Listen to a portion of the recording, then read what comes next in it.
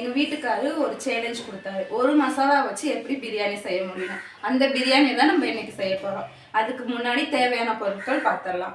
1/2 kilo basmati rice, 1/2 kilo beef, பட்டை கிராம்பு ஏலக்காய், எண்ணெய், புதினா, கொத்தமல்லி, தேவையான அளவு மிளகாத்தூள், காரத்துக்கு ஏற்ப 3 பச்சை மிளகா, இஞ்சி பூண்டு பேஸ்ட் எடுத்திருக்கேன், தயிர், வெங்காயம், தக்காளி. இதை வச்சு தான் இன்றைக்கி நம்ம பிரியாணி செய்ய போகிறோம். இப்போ நம்ம அடுப்பு பற்ற வச்சு அடுப்பில் சட்டி வச்சுருக்கோம். சட்டி வந்து சூடாயிடுச்சு. ஒன்று நம்ம வெங்காயம் போட போகிறோம். ஃபஸ்ட்டு என்ன தான் ஊற்றுவாங்க? ஃபஸ்ட்டு பண்ணுறது பார்த்துட்டு அப்புறமா பேசுங்க.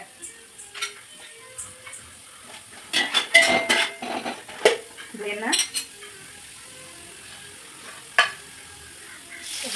பார்த்துங்க, வெங்காயத்துக்கிட்டு வாசனை பொருள் குழம்பு போகிறாங்களா? எடுத்து என்னங்க அது? பட்டை கிராம்பு ஏலக்காய் போடணும். போட்டு நல்லா செஞ்சிடணும். பிரியாணி பொறுத்த அளவுக்கு வெங்காயமும் தக்காளி எந்த அளவுக்கு வாங்குதோ அந்த அளவுக்கு பிரியாணி டேஸ்ட் வரும் அப்படின்னு எங்கள் அம்மா சொல்லுவாங்க.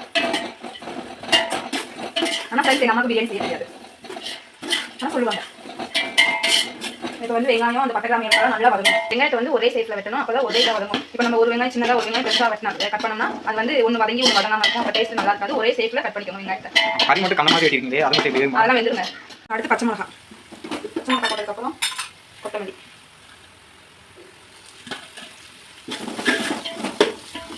போட்டு வதங்கி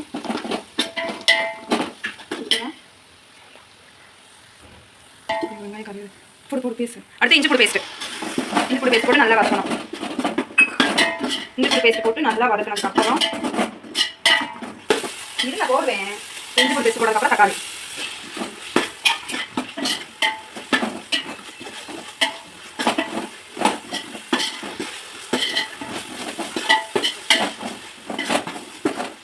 கிண்டிக்கிட்டே இருக்கணுமா? தக்காளி நல்லா கொஞ்சம் தக்காளி வந்து தயிர் ஊற்றணும். நாங்கள் எப்பயுமே கறி ஊற்றிட்டு கறியை போட்டதுக்கப்புறம் தான் தயிர் ஊற்றுவாங்க. டிஃப்ரெண்ட்டாக செய்யுங்க. வாட்ச் மட்டும் பண்ணுங்க, கேள்வி கேட்காதீங்க. வாட்ச் பண்ணால் சரி, சாப்பிடணும் போல நல்லா தானே இருக்கும். அதை சாப்பிட்டு பார்த்து நாங்கள் சொல்லுவோம். இப்போ இதை ஹை ஸ்பீடில் வச்சுட்டு நல்லா தக்காளி பச்சை மிளகாய் எல்லாம் நல்லா வதங்கட்டும். மூடி வைக்கலாம். மூடி வச்சாலாம் நல்லா கொஞ்சம் நேரம் வதங்கட்டும். இப்போ வந்து அந்த மூடியை வந்து வதங்கிருக்கா இல்லைன்னு பார்க்க போகிறோம். இப்போ கொஞ்சம் வதங்கிட்டு இந்த சைஸில் வந்துட்டு கொஞ்சோண்டு உப்பு போடணும். நல்லா கொஞ்சம் சொல்லிட்டு கொஞ்சோண்டு உப்பு போடுங்க. அதுக்கப்புறம் லாஸ்ட்டாக கறி தண்ணி ஊற்றினதுக்கப்புறம் உப்பு தேவையான பார்த்துட்டு போட்டுக்கலாம். முன்னாடி அதிகமாக போட்டாதீங்க. வாசமே நல்லா இருக்குல்லங்க? நல்லா இருக்குங்க. ஆனால் சாப்பிட நல்லா இருக்குமா? சாப்பிட்டு பார்த்துட்டு சொல்லுங்க. இது உங்கள் அம்மா பண்ணி தானே செய்றீங்க? ஆமாம், எனக்கு எங்கள் அம்மாவுக்கு பர்த்டே, அதனால நான் பிரியாணி செஞ்சு எங்கள் அம்மா கொடுத்து கொடுத்தேன். இப்போ நம்ம சிக்கன் இருந்தால் இந்த ஸ்டேஜில் சிக்கன் போடக்கூடாது.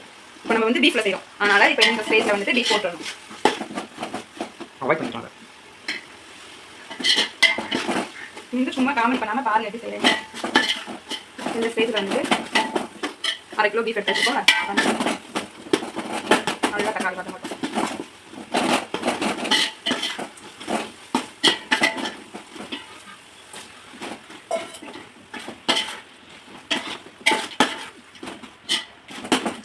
அவ்வளோதானாங்க மசாலா ஐட்டம் எல்லாமே? அவ்வளோதான். நம்ம இப்போ அடுத்து இந்த கறி வேக வைக்கிறதுல நம்ம பாரு சாப்பாடு சேர்ப்போம். இது வேக நேரம் இது கொஞ்சம் நேரம் நல்லா மசாலா வந்து கறி வேக மட்டும் அப்புறம் மூடி வச்சுக்கோங்க. கொஞ்சம் நேரம் ஹை ஸ்பீட்லேயே விட்டு கொஞ்சம் நேரம் மசாலாவும் இப்போ வந்துட்டு கறி மசாலாவை வேக வச்சோம்ல ஒன்றா இப்போ வந்து ஓப்பன் பண்ணி பார்க்கலாம். வச்சிங்க ஓப்பன் பண்ணி பார்த்துட்டு இந்த ஸ்டேஜில் என்ன பண்ணணும்னா உப்பு பார்க்கணுமா, வெந்துக்கான்னு பார்க்கணுமா? அதனால் அமைதியாக இருங்காதீங்க. ஏங்க இந்த ஸ்டேஜில் தான் நம்ம இப்போ வந்துட்டு தண்ணி ஊற்றுறோம். மறந்து போச்சு தான். நான் 1 கிலோ அரிசி எடுத்திருக்கேன். என்ன சொல்ல மறந்து போச்சு தானே உங்களுக்கு? ஏங்க நானே ஒரு ஃப்ளோவில் போயிட்டு இருக்கேன். நீங்கள் இப்போ மசாலாவும் கறி நல்லா கிரேவி கறியில் வந்துட்டு மசாலா இறங்கிருக்கும். இப்போ இந்த ஸ்டேஜில் வந்து தண்ணி ஊற்றணும்.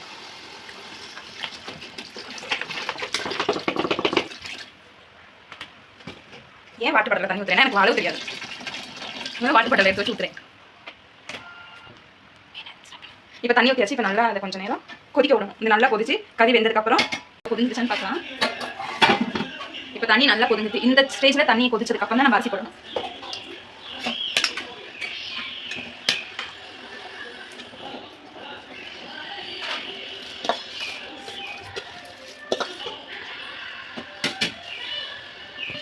இன்னும் 1/2 கிலோ சொல்லிட்டு இவ்வளோ ரைஸ் போடுறாங்கன்னு பார்க்காதீங்க. நம்ம ஃப்ரைட் ரைஸ் நைட்டு செய்கிறதுக்காக இப்பயே சமைச்சு வச்சிட்டோம்.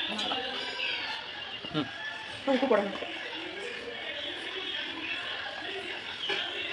போட்டுட்டு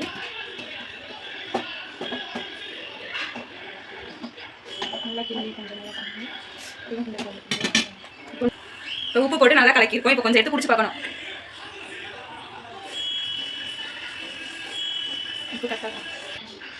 உப்பு வந்து கரெக்டாக இருக்குது. இப்போ இந்த சாப்பாடை வந்து அரை வேக்காடு வெந்ததுக்கப்புறம் எடுத்து இந்த பிரியாணியோட நம்ம இந்த மசாலாவோட மிக்ஸ் பண்ணுறோம். இப்போ அரிசி வெந்துருச்சான்னு பார்ப்போம். நம்ம சாப்பாடு வந்து அரை வேக்காடு ஆயிடுச்சு. இப்போ வந்து இந்த சாப்பாடை வடிகட்டிக்கலாம். அரிசியை வடிச்சாச்சு. இப்போ வந்து அரிசியை வடிச்சு தனியாக எடுத்து வச்சுப்போம். இப்போ வந்துட்டு இங்கே வந்து நல்லா கொதிச்சிருச்சு. இப்போ நம்ம அரிசியை சென்டரில் போட்ட போகிறோம்.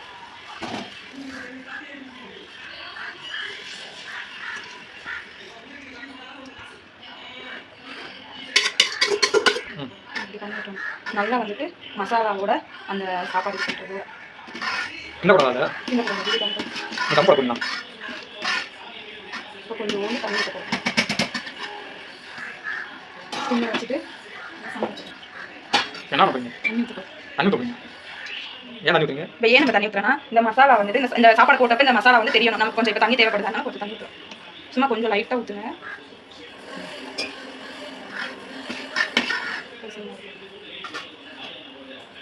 வந்துட்டு இப்போ வந்து நம்ம அரிசி போட்டுட்டு அந்த மசாலாலாம் அரிசி இறங்குற அளவுக்கு பண்ணிட்டு இப்போ வந்துட்டு மூடி வச்சிடணும். மூடி வச்சுட்டு ஒரு 10 நிமிஷத்துக்கு ஹை ஃப்ளேமில் வச்சிடணும். இப்போ பிரியாணி ரெடி ஆயிடுச்சா ஓப்பன் பண்ணி பார்க்கலாம். வாசனை சூப்பராக இருக்கு. இப்போ நம்ம வந்துட்டு பிரியாணியை கிண்டிடலாம்.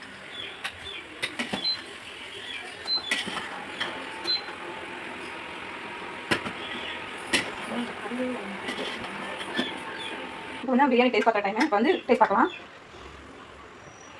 வேற லெவல் டேஸ்ட்ல இருக்கு. இதே மாதிரி நீங்களும் வீட்டில் ட்ரை பண்ணி பாருங்க. இதே மாதிரி ஏதாவது ரெசிபி உங்களுக்கு இந்த மாதிரி ஏதாவது உங்களுக்கு ரெசிபி வேணும்னா என்ன ரெசிபி வேணுமோ அதை கமெண்ட்ல டைப் பண்ணுங்க. நம்ம சேனலை சப்ஸ்கிரைப் பண்ணுங்க, ஷேர் பண்ணுங்க, லைக் பண்ணுங்க. Tata bye.